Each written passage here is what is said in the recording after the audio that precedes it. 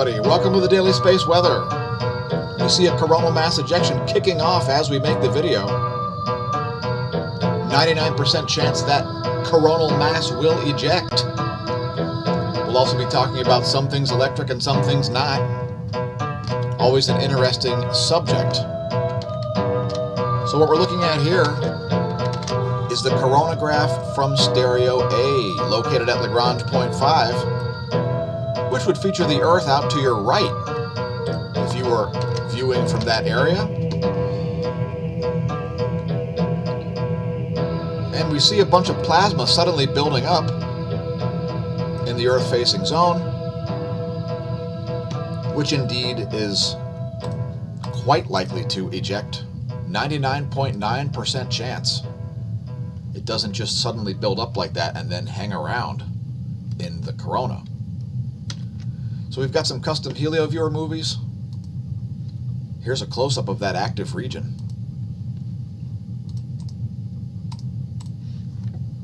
Great view of that, and we've included the Earth scale as well there. Fantastic view of all the magnetic looping behavior. And we'll see if we can see where that coronal mass ejection came from in a moment. First, give me one quick moment here to download that movie, check the life of the stream, as we are streaming live. If you're wondering where we do most of our live streams, it's at twitch.tv/smashomash, twitch.tv/smashomash.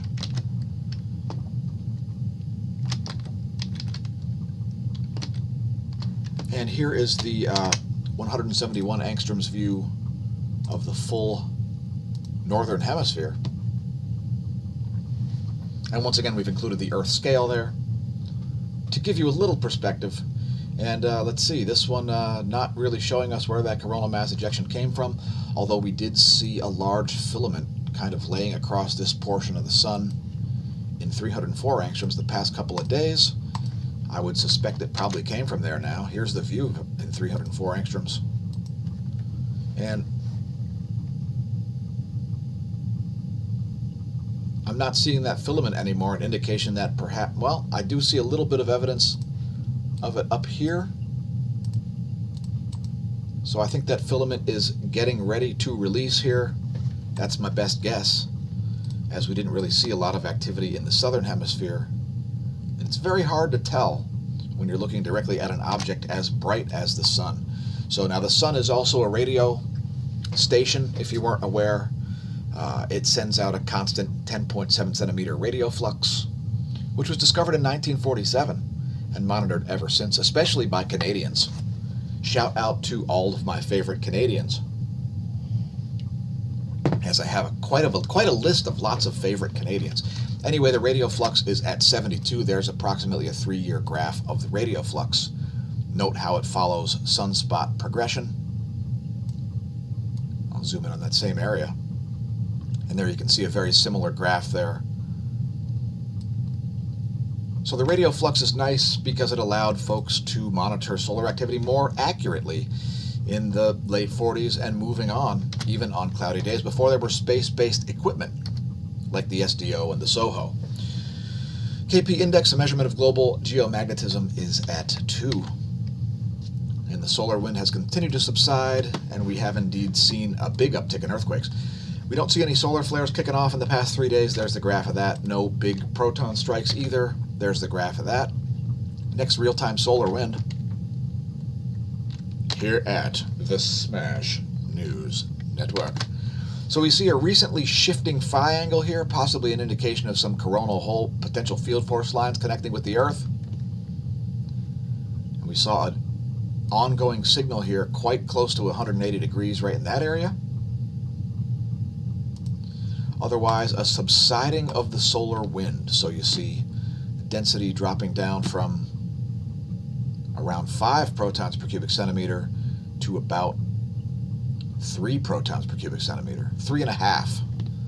And the solar wind dropping now back down to below 400 kilometers a second at 392 kilometers a second. That's the current solar wind. Here's what's going on in the magnetosphere according to the space weather modeling framework. And we're seeing a pretty weak magnetosphere, especially with that downtick in the solar window for the past, I'll say, a week, as we saw some significant geomagnetic storms caused by a massive coronal hole wind stream. And that coronal hole's now moved out of the way. There should be another weaker one on the way in about 2 days. We should see another coronal hole wind stream, nothing like the one that we saw about 6 days ago. Here are the global ground geospace perturbations. And we show this daily since we are living through a polar excursion. As the North Pole has split into two, we'll let that play through there. As the North Pole has split into two, and the South Pole has migrated well away from the geographic South Pole and far into the Indian Ocean, somewhere south of Australia, yes. And so we monitor the changes in the Earth's B field daily on the daily space weather. Here's the GOES magnetometer for the past 3 days, and it's a little bit smoother as forecasted here, although now we're going to see some sawtooth patterns once again as that coronal mass ejection releases from the corona. We are solidly in the South Pole current sheet, and we don't expect to see any changes to that coming anytime soon, as evidenced by this top view ecliptic plane field plot, part of the National Sunspot Observatory. It's what we like to call the Gong 2 data, yes. It's an hour and 28 minutes old. Keep in mind that the magnetic environment can suddenly change with no warning. Here is a different viewpoint here, the line of sight field plot, which shows you the B field, which is also the interplanetary magnetic field, by the way, in blue.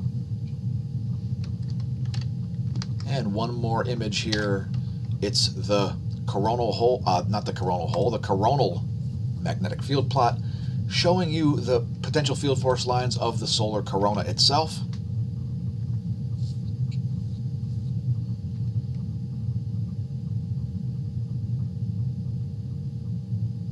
And we do see some coronal hole potential field force lines shown there in purple coming out of that coronal hole region, which is in the northwest, trailing that plage.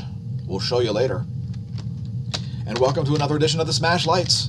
This one will be fairly short, as we did a extended Smash News Network Smash Lights section yesterday. Today's will feature a little bit of cosmology. We'll be talking about COVID for a quick moment. Do you have a mask for your kitty cat? Moment.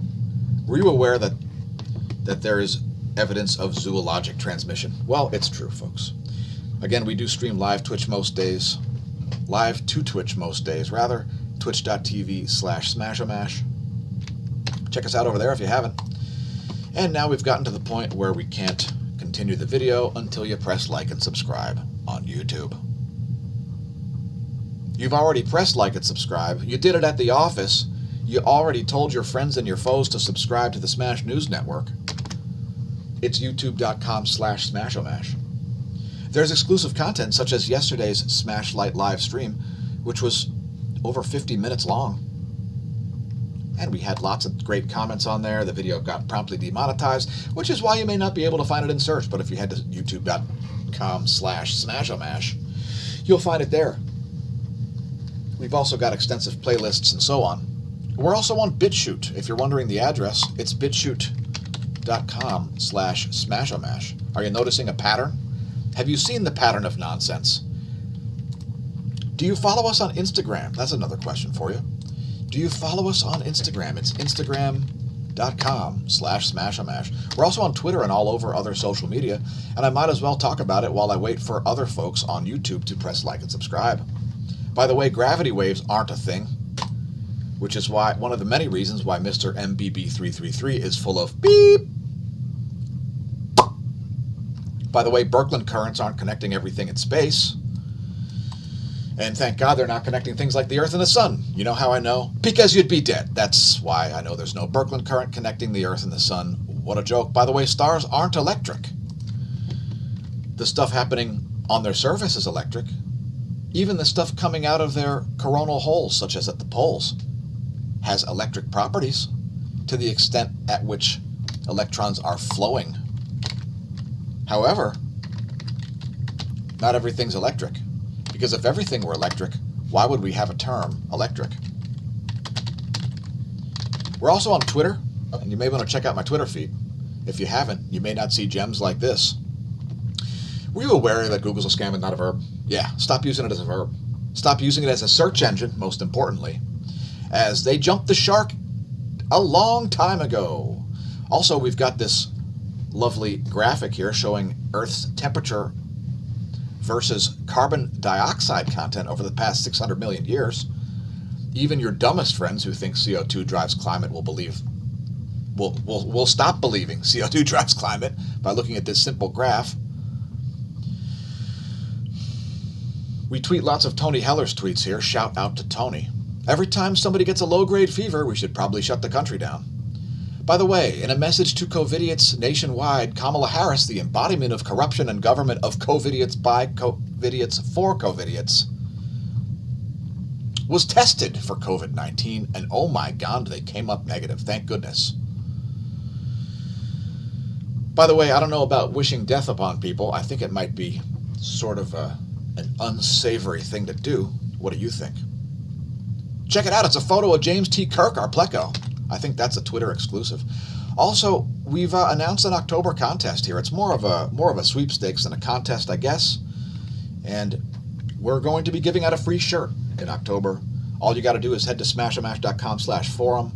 Head to the free forum. It's actually pinned on all the forum threads, or all the forums. And you can just click on the October contest, scroll down, press reply, press sign me up, and we will randomly select somebody for the end of the month to receive a free shirt. The design is as of yet classified. And actually, we were going to finish that up yesterday, but I didn't quite get it finished yesterday. And welcome to the COVID section, where my forehead is now officially made in China. Now, if you haven't learned how to pronounce China, let me dispel your ignorance. Chida, C-H-I-D-A, Chida. It's pronounced as if you have an upper respiratory infection. Chida, Chida. Just imagine if you had sinusitis and say Chida that way. And you'll really enjoy it, as we enjoy saying Chida over at the Smash News Network. And of course, we just made this animation just to trigger people on the internet and to make them show their true form of COVIDiocy. Please leave us a comment if you've noticed that our forecast for 2020 has come true. Yes, last year around this time, we started forecasting things like 2020 would be a year of clarity. And indeed it is, as every COVIDiot and their aunt and uncle have all jumped up and down and said, look at me, I'm a moron. I didn't know how to wash my hands until 2020. I didn't know that going out in public was risky until 2020. I was not aware of antibiotic-resistant tuberculosis until... You're still not aware of the deadliest communicable disease in the world, tuberculosis? Yeah. Let's talk about shark jumpers. As here at the Smash News Network, we've noted a lot of shark jumpers. There are shark jumpers in the mainstream media. There are shark jumpers in big tech. Shark jumpers in the corporatocracy that's making up incredibly insane rules. Shark jumper number 1, Forbes magazine. Yes, Forbes magazine has come out of the closet as a fully COVIDiotic publication. I assume it's probably because of investment in pharmaceutical companies, or encouraging you to invest in pharmaceutical companies. Forbes, it's our first featured shark jumper, jumping up and down and saying, look at me, I'm biased. I'm biased and utterly subjective and not a legitimate news source. Who else we got? How about Nature magazine? Yes, the most trusted name in science publications is now campaigning actively for Joe Biden. Yes, yes. Shark jumper number 2, Nature.com. The most, the most busted name in science is now, of course, they've put up a bunch of climate alarmist nonsense where they believe that carbon dioxide controls the Earth's climate as well, without any respect to the amount of heat latency in the Earth's oceans. Let's just laugh in their face. Wow, what a Joe Biden presidency would mean for 5 key issues. And if you read the article You will find out that Nature.com wants the U.S. back in the Paris Climate Accord and wants zero carbon emissions and doesn't know jack about atmospheric physics. Obviously, what a joke, campaigning for Joe Biden. And last but not least, the most famous of the recent shark-jumping, quote, science, end quote, publications is also actively endorsing Joe Biden. Yes. So, citing alarmism, nonsense, and general BS, Scientific American coming through with 175 years of, well, actually the last about 20 years have been utterly biased. Shark Jumper, number 3, Scientific American. So here, let's just have a roll call once again. Shark Jumpers, Scientific American, Nature.com, and Forbes.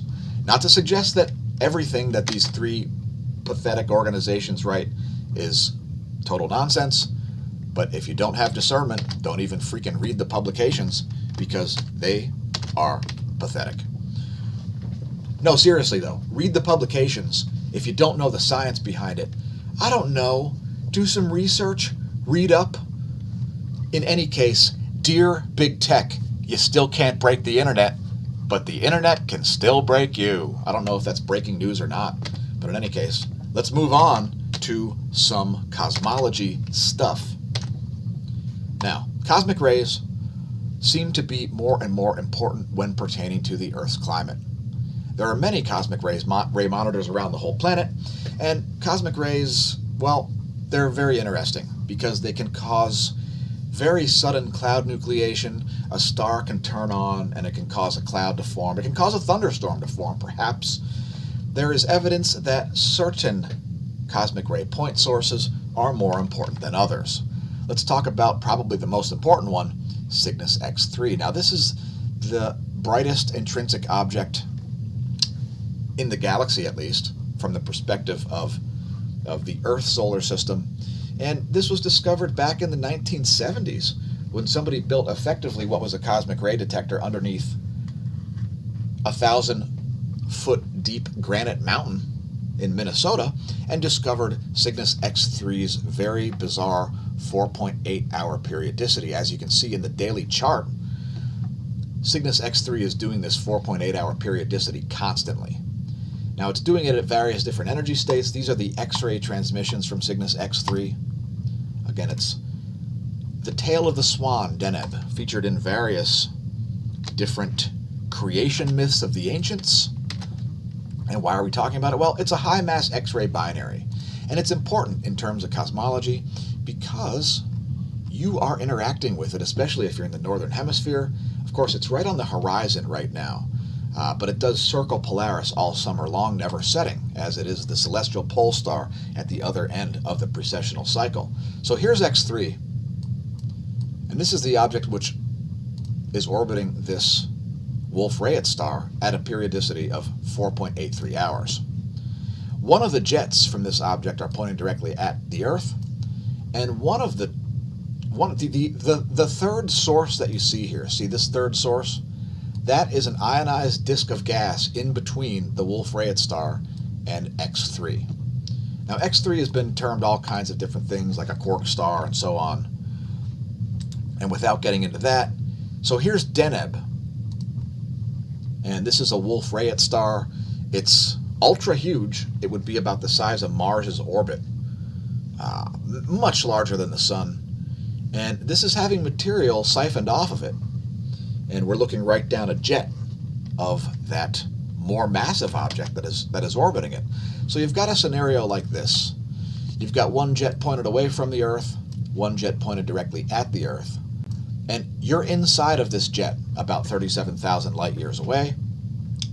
But what's interesting here is that this object is sending out physical matter at such a high rate of speed that it appears neutrons may be able to make it all the way through 37,000 light years of intragalactic space and reach the Earth directly. Yes. Now, this causes all kinds of things to happen, like particle showers. But what's the point? The point is that the interaction between us and this object is not electric. That is not electric. This system is electric to the extent that electrons flow out this jet. The problem is the electrons don't make it all the way out the jet. They only make it out part of the jet. So if you notice, if you look at an image of the Milky Way's galactic jets, you see these Fermi bubbles. Those are the X-ray halos of an object like this, and they are not interacting electrically. If there is an electron bridge going all the way from X3 to the sun, to the Earth, etc., they would be brighter. They would be brighter than what we're currently perceiving. Let's just say that. If you want to read all about X3, head to smAshomash.com/forum. Go to the Cosmology Forum. See if you click on Cosmology Forum. Of course, you'll see a pinned post about the October contest. You'll also see the MOST, and you'll also see Cygnus X3 Massive X-ray Binary, Celestial Pole Star. And yeah, so just have yourself a read if you haven't yet. It was discovered in 1985, where 60 anomalous muon events in a 3-eye cone in a period of 4.79 hours. And that wasn't really expected.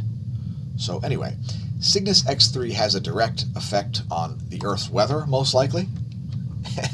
And we're going to get into more about this later. I just wanted to include that, as this area right here has all kinds of electric effects going on. However, once you get outside the realm of these electrons, now this is just like a rifle. This is like a particle beam, not an electric situation. The term electric means the flow of electrons.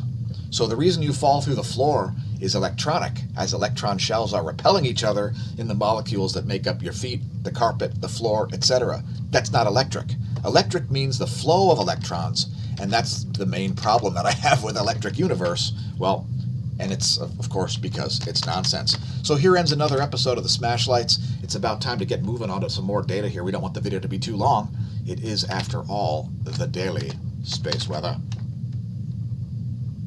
Moving on to the electron flux. That's called a segue, by the way. And there you can see the relativistic electrons over the past year, and the scale has expanded. What is going on with that? This looked totally differently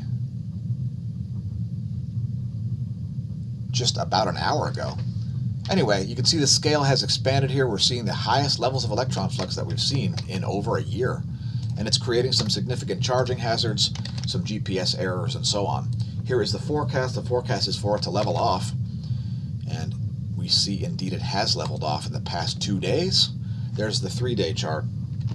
And let me just check the life of the stream, check the chats, etc. Thanks again to everybody who tuned into the live stream, if you did. If not, you viewed it Memorex. Again, press like and subscribe if you viewed it on YouTube. Leave us a comment if you viewed it on BitChute. And once again, shout out to Tony Heller. Did you get my email? Next, looking at the total electron content forecast here. This is the whole air column from the thermosphere down, and this will give you an idea of where those GPS errors would be occurring. It also does show you some aspects of the South Atlantic anomaly. Nothing to write home about there. It's a fairly normal pattern there for the amount of electron flux. Here's just one slice of the atmosphere. It's just the ionosphere layer. And we did indeed see a big outbreak of earthquakes. But we still haven't seen a large earthquake. The drought of 7, 8, and 9 magnitude quakes continues, at least until I did show prep. Anyway, here's 24 hours of the ionosphere, just one layer of the atmosphere.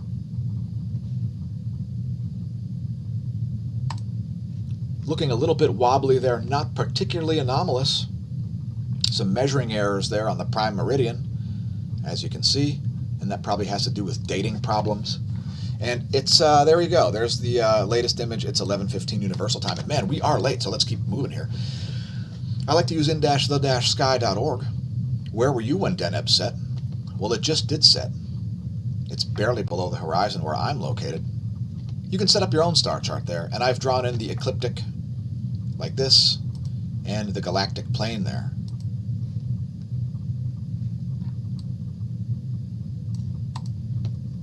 And if you're up before dawn, and even if you're up after dawn, you may be able to see Venus.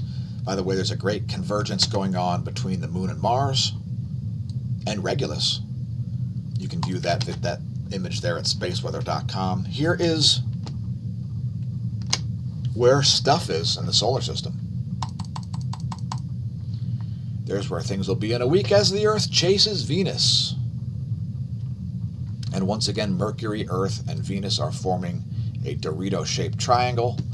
Isosceles in nature, an indication that Frito-Lay is probably at war with the Space Force to take over the solar system and prevent peace in the galaxy and indeed the universe. Tisk tisk, Frito-Lay. Crunch all you want. Jay Leno doesn't need to make more. Next, looking at the last 24 hours of earthquakes. And we did see an uptick, including some earthquakes in weird spots, but the drought of major earthquakes continues, folks. We did see some deep quakes. We saw one here in eastern Greenland at a 5.3 magnitude, an odd spot for a quake. We also saw one right on the Antarctican fault line there, that fault line right there. Here's an extremely deep quake at the Fiji Islands region. It's at 618 kilometers. That's a deep quake. 4.5 magnitude. If that happened at the surface, that would be about a 6 magnitude.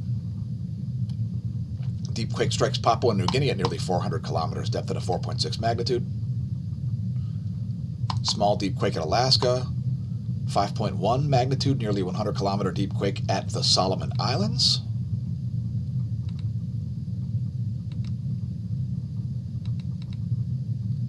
A quake swarm continues in California, creating a giant list. Another deep quake at Fiji, it's a 4.5 at 558 kilometers. So the earthquake drought continues, folks, and earthquake droughts end in large earthquakes. There aren't a whole lot of ways to forecast it, and we've just seen the solar protonic influx decrease a lot. We've gone from geomagnetic storms to an elevated solar wind speed, and now we've come off of that. So this is the continuing earthquake risk. Areas like these. Maybe I should include the entire, let's just include the entire west coast of the North America here. And Oceania. And places like Japan especially. Have a plan. Be an asset, not a liability when buildings start to fall. They eventually will. It's not a matter of if, but when earthquakes will occur. The drought continues. Let's look at volcanoes while we're talking disasters. Suwa-no-Sejima, still producing a 6,000-foot ash plume. 7,000-foot ash plume at Kadavar. Now that's back on the list. Northeast of New Guinea. Tucono's exploding. Flight level 060 there, 6,000 feet. Popocatépetl exploding. 20,000-foot ash plume. Revenador exploding. 14,000-foot ash plume. And Sabancaya exploding. 24,000-foot ash plume. Please don't pole vault any of those calderae. It could be unhealthful. There's the weather.gov map, nothing to write home about there. And I just wanted to show you the 10 hectopascal winds. And if you're wondering what hectopascals are, they're a measure of pressure. It's the exact same thing as a millibar, but the scientific community has started to prefer the hectopascal. So because of historic use of the millibar, the hectopascal is still used. And what we're doing here is we're using this to measure the very low pressure winds. It's essentially showing you an altitude graph of the winds here. And when we look at the 10 hectopascal, that's sort of the highest altitude winds in the most diffuse portion of the atmosphere. And you can see this counterclockwise rotating northern hemisphere polar vortex now starting to form. And we're starting to see some kinks in the southern one. There is the 10 hectopascal winds of the south geographic pole, rather.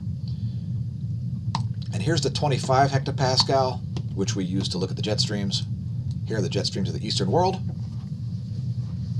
Pretty coherent in the northern hemisphere there. Pretty all over the place in the south. Here are the jets of the western world.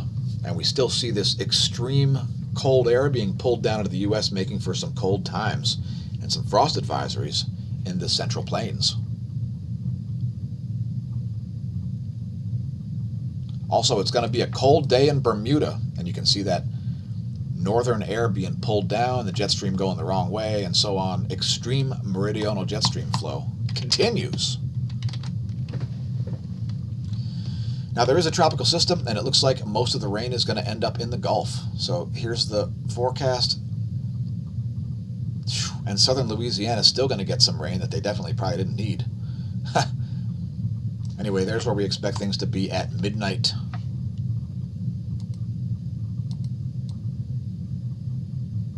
Hold on. There's where we expect things to be at 6 o'clock Universal Time on Thursday, October 8th. Again, most of that rain will harmlessly fall in the Gulf, according to the GFS forecast. Shout out to our European and African viewers. There are your water vapor maps. Shout out to our Far Eastern and viewers from under. Far Eastern viewers and viewers from under. Shout out. Also, anybody in Hawaii, if you're viewing, holla.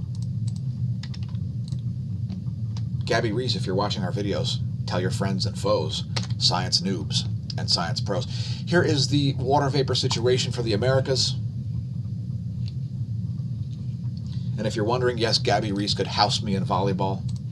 It's not one of my top sports. Here are the pressure maps. We'll advance this into the GFS forecast to show you where we expect things to be tomorrow at about noon. And if you're wondering where we're located, smAsho staff and I are located in eastern Pennsylvania, in the Lehigh Valley. There's where things will be around 1 p.m. A persistent pressure gradient there going across the U.S. as the jet stream continues to dip way down from Canada. And look at lightningmaps.org to see lots of lightning in the Caribbean. Once again, lots of lightning. And it is not wanting to load. Let's look at the GOES lightning mapper. And you can see that tropical system. Main lightning associated with that is northeast of it. Still a bunch of lightning south of Cuba. Dag. What a great view.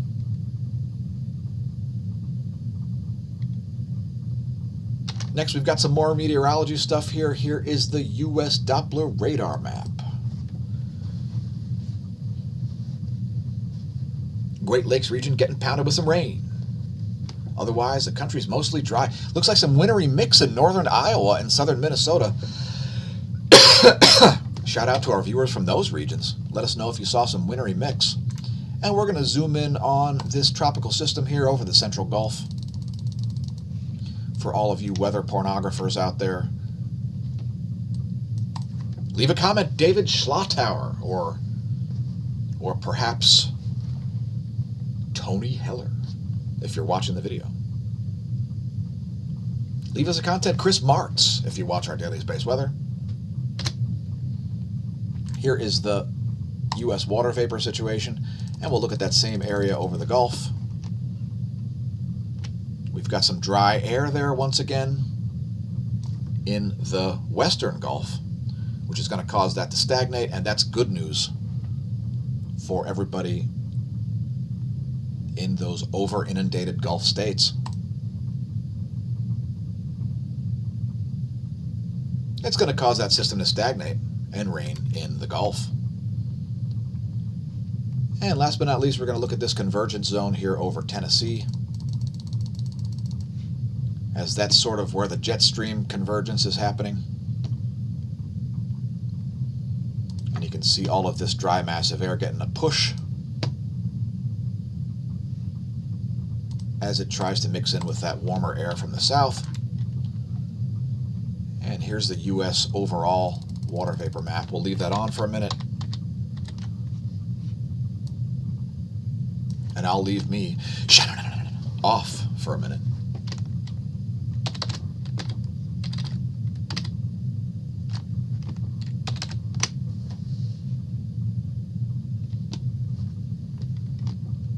I think it went down into the 30s here tonight in Lehigh Valley, last night rather, in Lehigh Valley, Pennsylvania.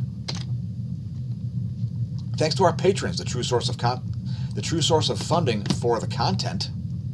Please consider becoming a patron. It's patreon.com/smashamash. You get alerts before everybody else.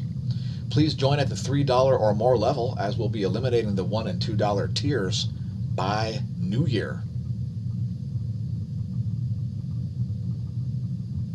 Again, thanks to our patrons, the true source of funding for the content, as we are paid almost nothing to make these videos from YouTube AdSense. You know, Google AdSense, who pays people 5 figures a month to tell you about spaceships that aren't there, and clouds that are spaceships, and birds that are spaceships, and spaceships that are spaceships, and people's brains that are spaceships. Thanks to the SMASH team. Please don't forget to check out smAsho.org. Visit our links, perhaps pick up some merch. Here are the links. One of them would be to the smAsho store, where you can buy an All Lives Matter shirt. Today's featured piece of merch is our All Things Matter shirt. Yes, all things matter. Condensed matter matters. Deneb matters. Even Democrats matter. All things matter. So we made one in Democrat blue. This is the All Things Matter blue. It's got our website at the bottom. Perhaps pick one up via links at smAsho.org. 100% guarantee of satisfaction for 30 days of your purchase at Teespring. Thanks for flying American Smashways. Please keep your head and arms inside the Smash plane at all times. Since we've got bonus features, we wouldn't want you to go anywhere, except stay right where you are. We're going to show you the 193 angstroms view from the SDO, 48 hours worth. We're going to show you the synoptic map for once, and we're going to show you the colorized magnetogram. Since we don't see any sunspots, there are the areas of magnetic organization. There's the most intense region. And it's probably not intense enough for a sunspot. Let's have a look. Here's a synoptic map. And we don't always show the synoptic map, but today we did. If you're wondering what you're looking at, the synoptic map may help you. It may not. And there is the intensitygram to show you a heapin' helpin' of 0 sunspots. A blank solar disk. There is a coronal hole. It's quite well defined. And it looks a little bit like a Pac-Man ghost. I don't know if that's Inky, Blinky, Clyde, Sue, Speedy, or who that might be. But anyway, there is the 48-hour SDO video of the sun. We do see some activity rising there in the southeast, it looks like. I see a little bit of brightness down there. Thanks for tuning in. We are out. May that solar wind be at your back and that covidiously absent from your multiverse, universe, solar system, spaceship, plane of existence, timeline, mental projection, matrix, or whatever it is that you live in.